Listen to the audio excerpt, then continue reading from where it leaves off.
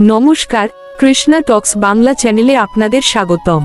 আজকের এই বিশেষ আয়োজনটি আমাদের সবার প্রাণের আধার পরমেশ্বর ভগবান শ্রীকৃষ্ণের মুখনিসৃত অমৃতবাণী শ্রীমদ্ভগবদ্গীতার শুভ আবির্ভাব তিথি বা গীতা জয়ন্তী নিয়ে। একটি বইয়েরও জন্মদিন হয়, শুনতে সাধারণ মনে হলেও শ্রীমদ্ভগবদ্গীতা কোনো সাধারণ গ্রন্থ নয়। এটি জগতের একমাত্র গ্রন্থ যা কোনো মানুষের লেখা নয়, বরং স্বয়ং ভগবানের কণ্ঠস্বর। আজ আমরা জানব কেন 5000 বছরেরও বেশি সময় ধরে এই গীতা আজও আমাদের প্রতিটি নিঃশ্বাসের সঙ্গী হয়ে আছে। গীতার জন্মদিন মানে কি? আমরা যখন কারো জন্মদিন উদযাপন করি, তখন আমরা একটি নির্দিষ্ট তারিখ বা বছরের কথা ভাবি। কিন্তু গীতার জন্মদিন কোনো সীমাবদ্ধ কালখণ্ড নয়। গীতার জন্ম মানে হল মানবজাতির চরম মোহ, অন্ধকার এবং বিষাদের মধ্যে একটি চিরন্তন দিব্য আলোর প্রকাশ। যেদিন কুরুক্ষেত্রের রণপ্রাঙ্গণে মানুষের সব যুক্তি হার মেনে গিয়েছিল, সেদিন পরম করুণাময় শ্রীকৃষ্ণ মানুষের হাত ধরে আলোর পথ দেখিয়েছিলেন। তাই গীতা জয়ন্তী মানে কেবল একটি তিথি নয়, এটি আমাদের চেতনার পুনর্জাগরণের দিন। কোথায় জন্ম নিল এই মহান বাণী?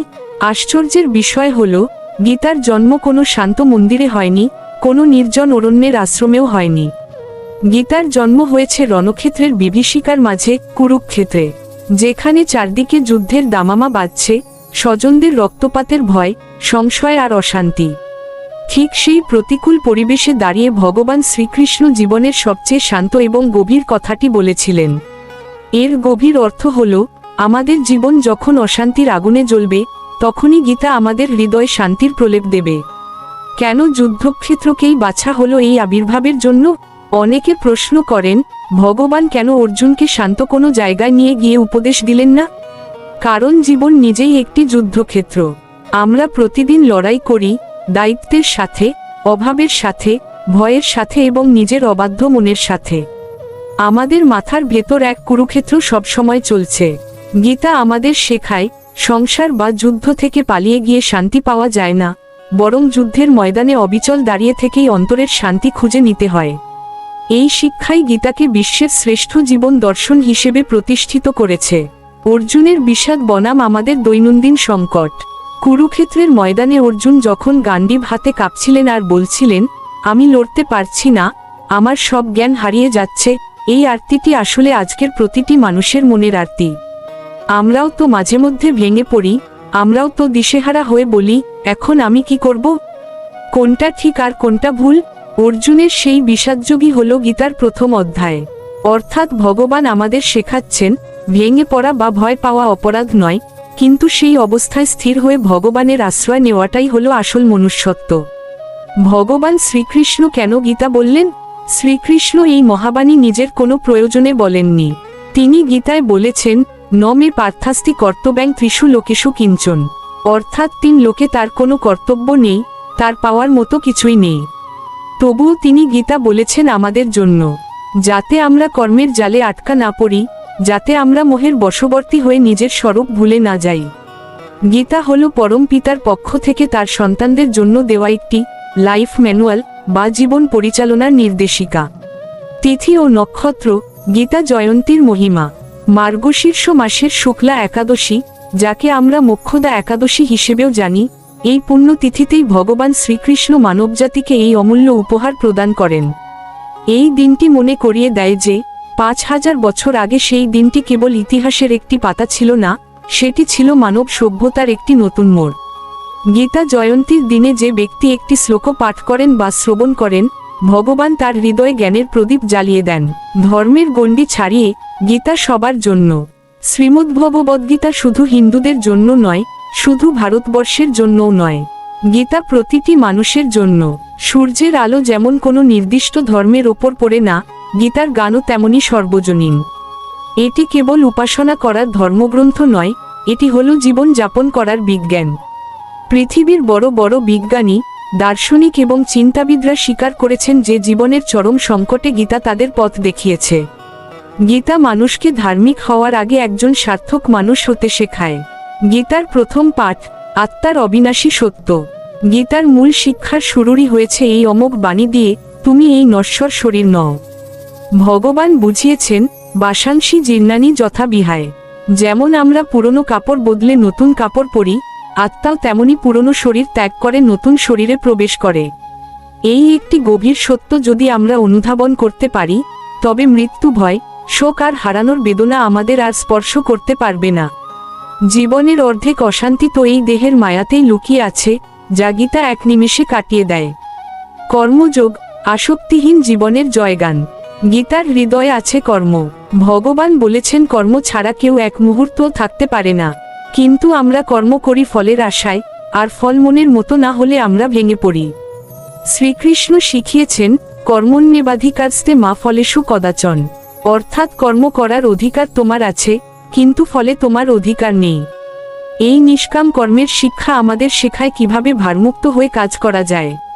সফলতায় অহংকার না করা এবং ব্যর্থতায় ভেঙে না পড়া, এটাই হলো গীতার কর্মযোগ।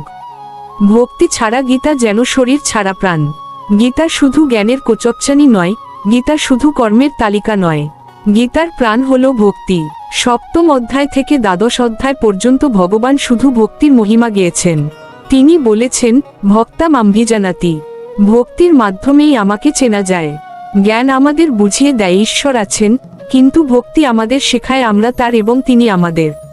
ভক্তি ছাড়া জ্ঞান শুষ্ক হয়ে যায়, আর ভক্তি যুক্ত হলে জীবন মধুময় হয়ে ওঠে। আধুনিক জীবনের জটিলতা ও গীতার সমাধান। আজকের মানুষ সব পেয়েও অশান্ত। কেন? কারণ সে জানে না সে কেন বাঁচছে। আমরা গ্যাজেট পেয়েছি কিন্তু শান্তি হারিয়েছি। গীতা আমাদের জীবনের উদ্দেশ্য চিনিয়ে দেয়। আজকের স্ট্রেস বা মানসিক চাপের প্রধান ওষুধ হলো গীতা। এটি আমাদের শেখায় কিভাবে বর্তমানের প্রতিটি মুহূর্তে উপস্থিত থাকতে হয় এবং ভগবানের ওপর পূর্ণ বিশ্বাস রেখে নিজের দায়িত্ব পালন করতে হয়। গীতা পড়লে মানুষ বুঝতে পারে সে একা নয়, স্বয়ং ঈশ্বর তার রথের সারথি হয়ে আছেন। দুঃখের দিনে গীতার নিবিড় সাহচর্য। যেদিন চারদিকের সব পথ বন্ধ হয়ে যায়, যেদিন আপনজনও মুখ ফিরিয়ে নেয়, সেদিন গীতা কথা বলে ওঠে। গীতা তখন কানে কানে বলে, মা শুচ, অর্থাৎ শোক করো না। গীতা কোনো অলীক কল্পনা দেয় না, বরং জীবনের রূঢ় বাস্তবতাকে হাসিমুখে গ্রহণ করার শক্তি যোগায়। পৃথিবীর কোনো কাউন্সিলর আপনাকে সেই শান্তি দিতে পারবে না, যা গীতার একটি শ্লোক পাঠ করলে আপনি অনুভব করবেন।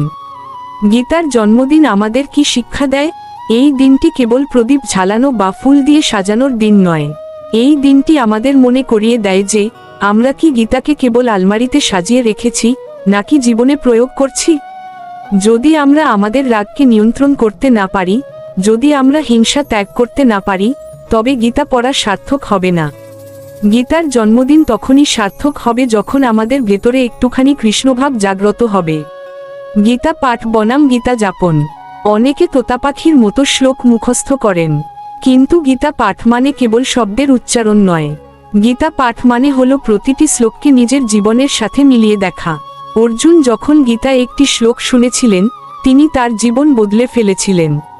আমরা যদি একটি শ্লোকও জীবনে ধারণ করতে পারি, যেমন সুখ দুঃখকে সমান দেখা, তবে আমাদের জীবন বদলে যেতে এক মুহূর্ত সময় লাগবে না। কেন গীতা কখনো পুরনো হয় না?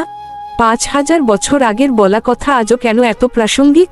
কারণ মানুষের মৌলিক সমস্যাগুলো কখনো বদলায় না। সেই কালেও ভয় ছিল, আজও আছে। সেই কালেও লোভ ছিল, আজও আছে। অহংকার আর মোহ তখনও মানুষকে বিভ্রান্ত করত, আজও করে। সময়ের সাথে পোশাক বদলেছে, প্রযুক্তি বদলেছে, কিন্তু মানুষের মন বদলায়নি।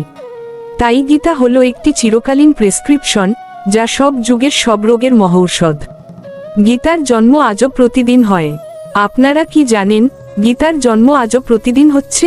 যেদিন কোনো হতাশায় ডুবে যাওয়া মানুষ গীতার একটি শ্লোকের মাঝে নতুন করে বাঁচার আশা খুঁজে পায়, সেদিন গীতার নতুন জন্ম হয়। যেদিন কোনো লোভী মানুষ গীতা পাঠ করে ত্যাগের পথ বেছে নেয়, সেদিন গীতার নতুন জন্ম হয়। গীতা কেবল প্রাচীন ইতিহাস নয়, গীতা হলো প্রতিদিনের নবীন সত্য। আমাদের জীবনে গীতার প্রকৃত স্থান। বন্ধুরা, গীতা কেবল আলমারিতে লাল কাপড় দিয়ে মুড়িয়ে রাখার বস্তু নয়, গীতা হলো আমাদের জীবনের চালিকা শক্তি। গীতা সাজিয়ে রাখার জিনিস নয়, গীতা হলো বুক পকেটে রাখার মতো একটি কম্পাস, যা ভুল পথে গেলে আমাদের সঠিক পথের সংকেত দেয়।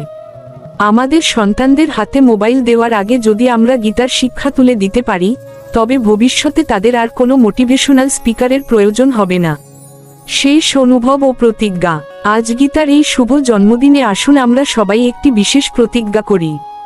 আসুন আমরা গীতাকে কেবল পূজা না করে জীবনে ধারণ করার চেষ্টা করি। দিনে অন্তত একটি করে শ্লোক পড়ি এবং তার অর্থ নিয়ে মনন করি। যদি আপনার হৃদয় শ্রীকৃষ্ণের বাণীতে সিক্ত হয়, তবেই এই গীতা জয়ন্তীর উদযাপন সার্থক হবে। মনে রাখবেন, গীতাই হলো সেই রথ যা আমাদের মায়ার জগৎ থেকে গোবিন্দের অভয় চরণে পৌঁছে দেবে। আজকের এই পুণ্যময় আলোচনাটি যদি আপনার অন্তরে ভগবানের ভক্তির সঞ্চার করে থাকে, তবে ভিডিওটি একটি লাইক দিন। গীতার কোন শ্লোকটি আপনার জীবন বদলে দিয়েছে বা আপনার সবচেয়ে প্রিয়, তা কমেন্টে আমাদের লিখে জানান। আপনার একটি শেয়ার হয়তো কোনো পথভ্রষ্ট মানুষের মনে আশার আলো জ্বালাতে পারে। প্রতিদিন রাত 8টায় আমাদের এই বিশেষ আধ্যাত্মিক আয়োজনে শামিল হতে কৃষ্ণা টক্স বাংলা চ্যানেলটি সাবস্ক্রাইব করে বেল আইকনটি প্রেস করে রাখুন। আমাদের এই পথচলা অত্যন্ত বিনয়ের সঙ্গে আপনাদের কাছে উপস্থাপন করা হয় শ্রী মিলন দেবনাথের সুনিপুণ তত্ত্বাবধানে এবং পরমেশ্বর ভগবান শ্রীকৃষ্ণের পরম করুণায় আমাদের এই ক্ষুদ্র প্রচেষ্টা। সবাই ভালো থাকুন, সুস্থ থাকুন এবং শ্রীকৃষ্ণের শরণাগত হয়ে জীবন কাটান। হরে কৃষ্ণ। নমস্কার, কৃষ্ণা টক্স বাংলা চ্যানেলের সকল সুহৃদ ও ভক্তমণ্ডলীকে জানাই আন্তরিক প্রীতি ও শুভেচ্ছা। আজ আমাদের আলোচনার মূল সুর হল হৃদয় হৃদয় মধুর মিলন। মহাভারতের বনপর্বে আমরা দেখেছি, জাগতিক জীবনের নানা ধাঁধার ভিড়ে মানুষ যখন পথ হারায়, তখন পরমেশ্বর কোনো না কোনো সংকেতের মাধ্যমে আমাদের পথ দেখান।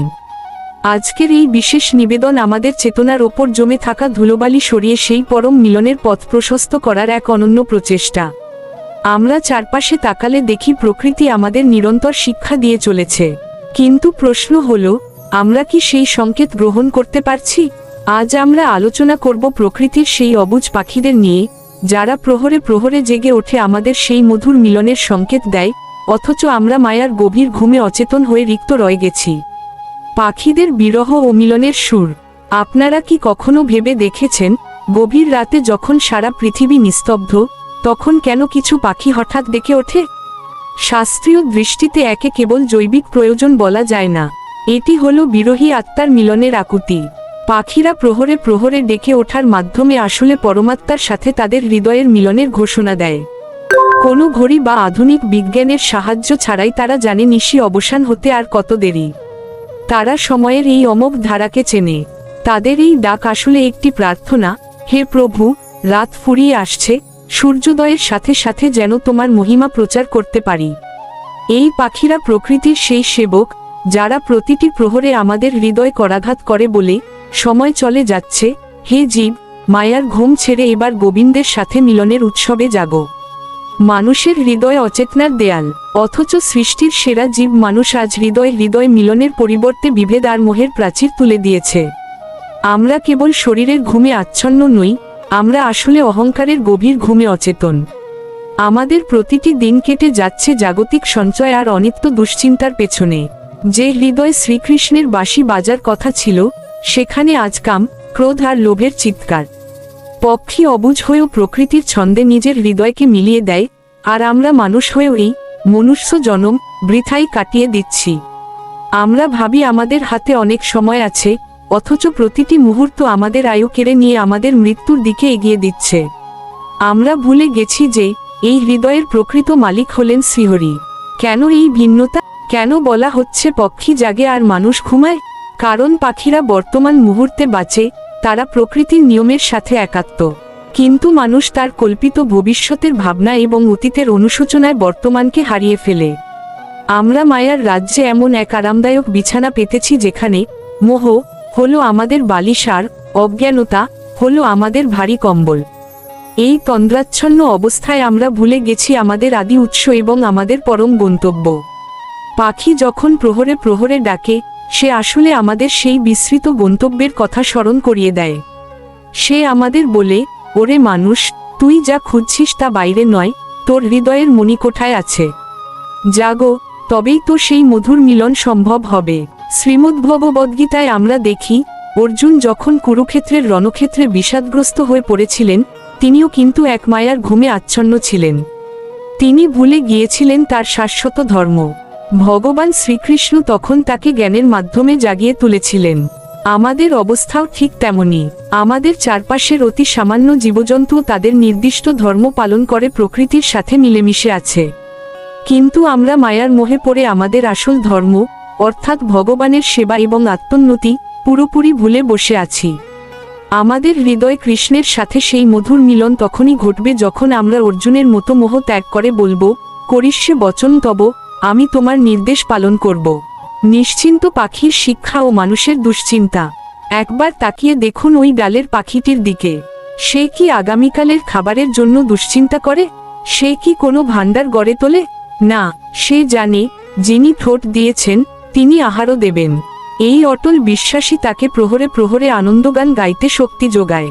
আর আমরা মানুষ সবকিছু হাতের মুঠোয় পেয়েও সারারাত দুশ্চিন্তায় ছটফট করি। যখন জাগার সময় হয় অর্থাৎ ব্রহ্মমুহূর্তে যখন ভজনের সময় হয় তখন আমরা অবসাদে অচেতন হয়ে পড়ে থাকি। পাখির এই প্রহরে প্রহরে ডাকা আমাদের জন্য একটি আধ্যাত্মিক চাবুক। এটি আমাদের অলস মনকে আঘাত করে বলে যে সময় বয়ে যাচ্ছে, নাম জপ করার এবং পুণ্য অর্জন করার এখনই শ্রেষ্ঠ সময়। ফুরিয়ে গেলে কেবল হাহাকারই অবশিষ্ট থাকবে। হৃদয় মিলন ঘটানোর উপায় কি? এই অচেতনার ঘুম ভাঙাতে হলে আমাদের শাস্ত্রের শরণ নিতে হবে। গীতাই হলো সেই আলোকবর্তিকা যা আমাদের হৃদয়ের অন্ধকার কোণগুলোকে আলোকিত করতে পারে। যখন আমাদের ভেতরে অকৃত্রিম ভক্তি জাগ্রত হবে তখনই আমাদের এই আধ্যাত্মিক তন্দ্রা কাটবে। পাখির ডাক যেমন ভোরের আগমন বার্তা দেয়, তেমনি শাস্ত্রপাঠ এবং ভগবানের নাম আমাদের হৃদয় জ্ঞানের সূর্যোদয় ঘটায়। তখনই আমরা অনুভব করি হৃদয় হৃদয় সেই মধুর মিলন যেখানে পরমাত্মা আর জীবাত্মা এক হয়ে যায়। উপলব্ধি। আসুন আজ থেকে আমরা প্রকৃতির এই নীরব ভাষাকে বোঝার চেষ্টা করি। প্রতিটি পাখি, প্রতিটি প্রভাত আমাদের এক নতুন সুযোগ দেয়। সেই তুচ্ছ পাখিটিও যখন প্রহরে প্রহরে ডেকে ওঠে তখন সেটি যেন আমাদের অন্তরে প্রতিধ্বনিত হয়, ওরে মানুষ, কত কাল আর ঘুমাবি? এবার নয়ন মেলো, গোবিন্দের রূপ দেখো, তার নামামৃত পান করো। জীবনের অন্তিম প্রহরটি আসার আগে যদি আমরা সচেতন না হই তবে এই দুষ্প্রাপ্য মানব জন্ম কেবল বিফল স্বপ্নেই পর্যবসিত হবে। সমাপ্তি নিবেদন।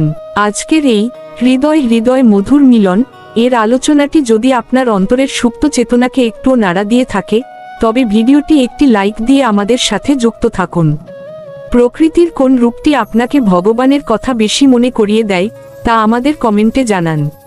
আপনার একটি শেয়ার হয়তো অন্য কোনো বিভ্রান্ত হৃদয়কে শ্রীকৃষ্ণের পথে ফিরিয়ে আনতে সাহায্য করবে।